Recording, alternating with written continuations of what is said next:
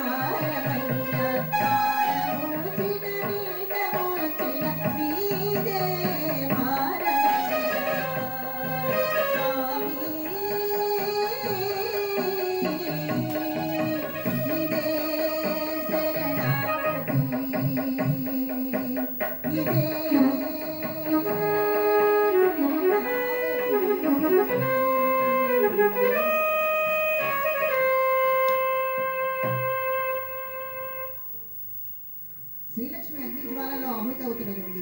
అంతలో ఆమె గర్భము 4 భాగములుగా చీలిపోయి అందు నుండి మరణించి ఉన్న ఒక కోడెదూడ శరము మీద తమ గోశాలలో ఉన్న గోమాత శిరసు మీద ఉన్నట్లుగా నల్లని మచ్చతో అన్నల ముందుకు దూసుకు వచ్చి పడిందండి. దూరం నుండి నీళ్లు తెచ్చుటకు వెళ్ళిన నరసయ్య ఎంతో ఆదుర్దంతో పరిగెత్తుకుంటూ మంటల వైపు రాసాగాడు. తమ ముందు పడ్డ కోడెదూడను చూసి అన్నలు ఘోరంగా విలపించారు. వారు చేసిన తప్పు ఏమిటో వారికి అప్పుడు అర్థమయ్యింది. వారి కన్నులకు ఏర్పడిన మాయతెర వీడిపోయింది. ఆ 3 అన్నలకు నేత దృష్టిపోయింది.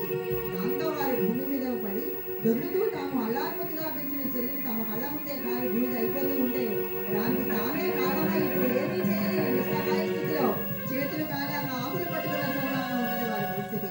శ్రీలక్ష్మి ఆ కఠినమైన మంటల్లో కాలిపోయింది. ఆ సమయంలో గోశాలలో పట్టుకొయ్యకు కట్టుబడి ఉన్న గోమాత కట్టు తెలుసుకొని పరుగున వచ్చి శ్రీలక్ష్మి కాలిపోయిన మంటల్లో దిగి తాను కూడా ఆగిపోయింది. తదుపరి కొంతసేపటికి నాగన్న కూడా పరుగున వచ్చి మంటలలో పడి ఆహుతయ్యాడు.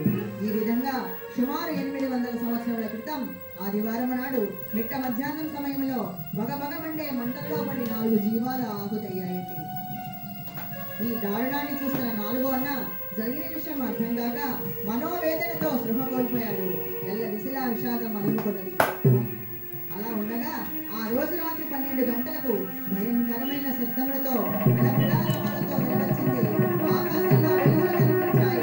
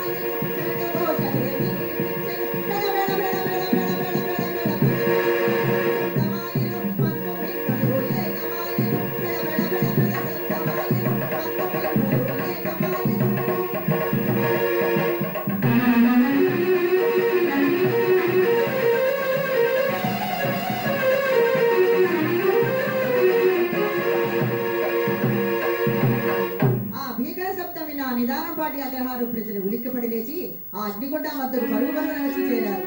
అప్పుడు ఆ అగ్నిగుండ ప్రదేశంలో భూమి బద్దలై అందునుండి శ్రీ లక్ష్మి అమ్మవారి స్వర్ణ విగ్రహం పైకి వచ్చింది. ఆకాశంలోని సురగోటి గణములు అమ్మ లక్ష్మికి దివ్యశక్తులు వసంగారు. ఆ దివ్యశక్తుల ప్రభావం చేత శక్తి సమన్వితురాలైన శ్రీలక్ష్మి అక్కడ 11 సంవత్సరముల బాలికపై తన శక్తిని ఆవహింపజేసి అందులో పడి ఉన్న తన అన్నలకు నేత్రదృష్టిని ప్రసాదించి అప్పుడే అక్కడ చేరిన తల్లిదండ్రులకు మరియు గ్రామ ప్రజలకు ఉద్దేశించి ఇలా చెప్పినదండి.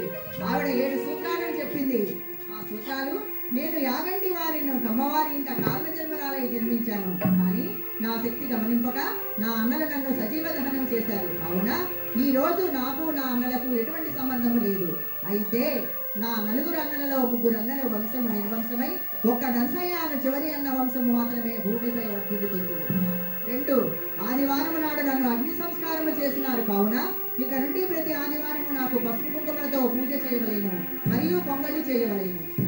3, నన్ను పురుషులు, రజస్వల కాని కన్యలు, అంటూ ముట్లు ఉడిగిన వృద్ధ స్త్రీలు మాత్రమే పూజించవలేను, కానీ సంసారిక జీవితము గడుపుతున్న స్త్రీలు నా పీఠంలో కాలు మోపరాదు.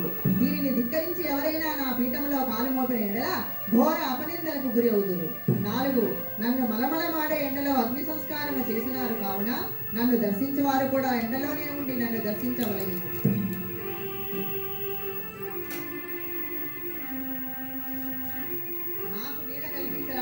అలా నీడ కల్పించడం పూనుకొనిన ఎడల నా కోపమునకు ఆహుతి అవుదురు. నేను ఈ రాళ్లగుట్ట ఎందే కేంద్రీకృతమై ఉండేదను. నాకు ఆకారాదులేవి కల్పించరాదు. నాకు విగ్రహ రూపము కల్పించిన వారికి అష్ట కష్టములకు గురి చేయును. నన్ను నియమనిష్టలతో పూజించే వారికి మరియు నన్ను పూర్తిగా నమ్మిన వారికి స్వప్నంలో కనిపించి వారి వారి కోరికలను తీర్చెదను.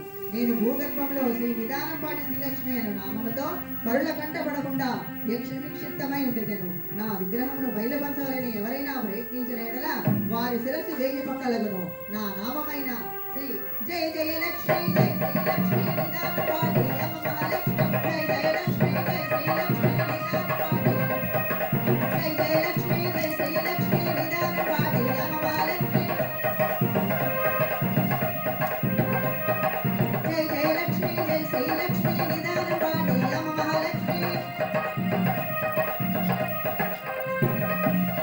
అని నిరంతరము ధ్యానం చేయి నా భక్తులకు సర్వకాల సర్వావస్థయందు నేను వెన్నంటి ఉండేదను, ఎల్లప్పుడూ వారిని కాపాడేదను. ఈ రకమైన వాగ్దానం వసంగి తనతో పాటుగా సజీవదహమైన గోమాతను 3 పసుపు ముద్దలుగా మార్చి మిరియాల గ్రామ వాస్తవులైన భక్తుల యాదవుల కులస్తులకు ఎలవేలుపుగా ఆవులేవరా అను నామధేయమున మిరియాల గ్రామమునకు పంపినది. ఆనాటి నుండి ఆ గోమాత ఆవుదేవరా అను రూపమున భక్తుల వారి వంశదేవతయే వెలుగొందుచున్నది. మిరియాల గ్రామంలో ఆవు పప్ప అనే పేరుతో గొప్ప తిరునాళ్ళు జరుగుతున్నాయి. ఇక శ్రీలక్ష్మి ఆహుతైన ప్రదేశంలో శ్రీలక్ష్మి అమ్మవారి శాప ప్రభావముతో ప్రతి ఇంటా కాలసర్పములు చేరి ఆ గ్రామ ప్రజలు భయభ్రాంతులను చేసేయండి. ఆ ఊరినందరూ వదిలేసి వెళ్ళిపోయారు ఆ భయానికి. అప్పుడు అమ్మవారు ఆడిందిరా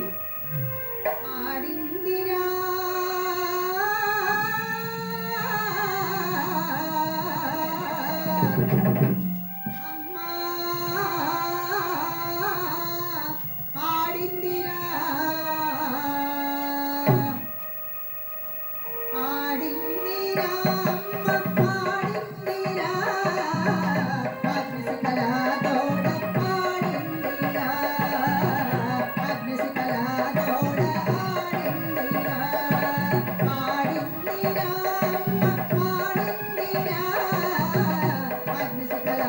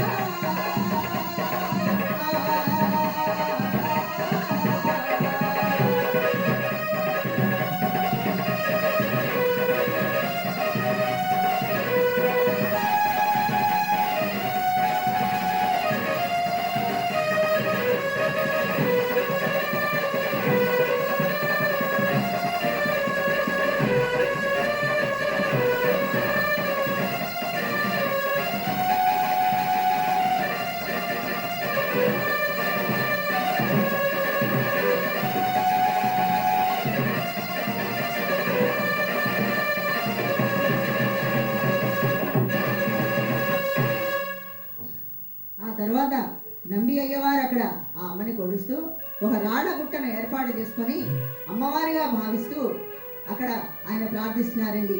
ఇప్పుడు అక్కడ అడిగప్పులలో ఉన్న ఆ గుట్ట ఇప్పుడు నంబి అయ్యవారు ఏర్పాటు చేసిన గుట్టే. అక్కడ నంబి అయ్యవారు ఈ విధంగా ప్రార్థిస్తున్నారు. జై నిదానపాటి శ్రీలక్ష్మి అమ్మవారికి జై. మా అమ్మ శ్రీలక్ష్మి అమ్మ కై కొను మా కోటి వందనములు. మా అమ్మ శ్రీలక్ష్మి అమ్మ కై కొను మా కోటి వందనములు.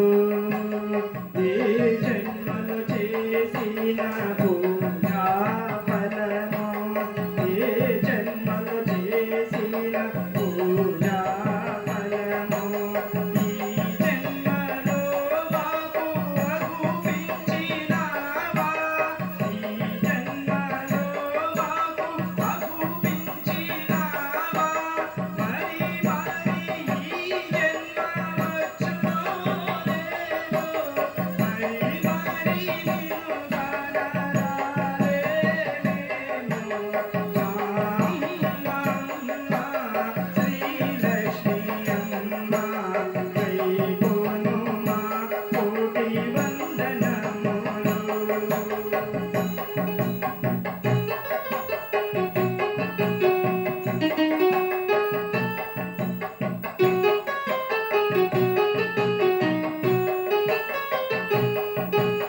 హరే గోపాలలోన వెలసిన అమ్మ, హరే గోపాలలోన వెలసిన అమ్మ, ఆ ఎదుటనే నీ దివ్య రూపము ఇవ్వవా, మా ఎదుటనే నీ దివ్య రూపము ఇవ్వవా, ఆ మనసులో వల్లెల కూర్చి, ఆ మనసులో వల్లెల కూర్చి, మందరమౌళిని దళమున చేర్చెదా. మా అమ్మ శ్రీలక్ష్మి అమ్మ కై కొను మా కోటి వందనములు. కై కొను మా కోటి వందనములు. కై కొను మా కోటి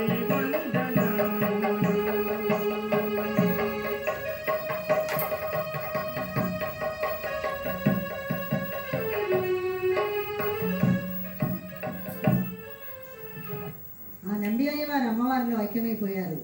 అమ్మవారి ఉత్సవాలు తిరణాల జాతరలు జరుగుతున్నాయండి. ఆ జాతరలు ఎలా ఉంటాయంటే జాతర జాతర జాతర శ్రీలక్ష్మి తల్లి జాతర, జాతర జాతర జాతర శ్రీలక్ష్మి తల్లి జాతర, అడి గొప్పలలో వెలసిన తల్లి మహాలక్ష్మి తల్లి జాతర, జాతర జాతర జాతర శ్రీలక్ష్మి తల్లి జాతర, జాతర జాతర జాతర శ్రీలక్ష్మి తల్లి జాతర.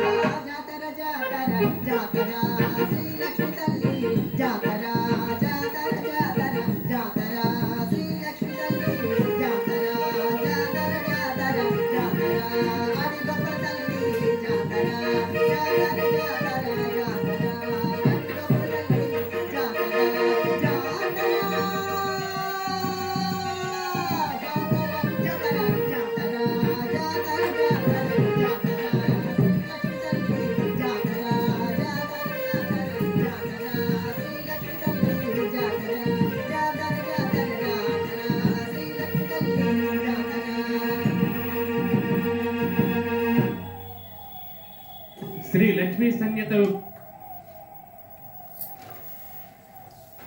12వ శతాబ్దంలో జరిగిన పల్నాడు సీమలో జరిగిన యథార్థ గాథ. కథకులు శ్రీమతి మాచురు ఉమాదేవి. రచన సంకలనము సహకారం ఎంఎస్ఆర్ మూర్తి. ఇది విజయభేరి ఆర్ట్స్ వారి సమర్పణ. శ్రీ నీలంపాటి శ్రీలక్ష్మి అమ్మవారి నిజ జీవిత చరిత్ర. గుడిలేని దేవత కథ 3వ భాగం.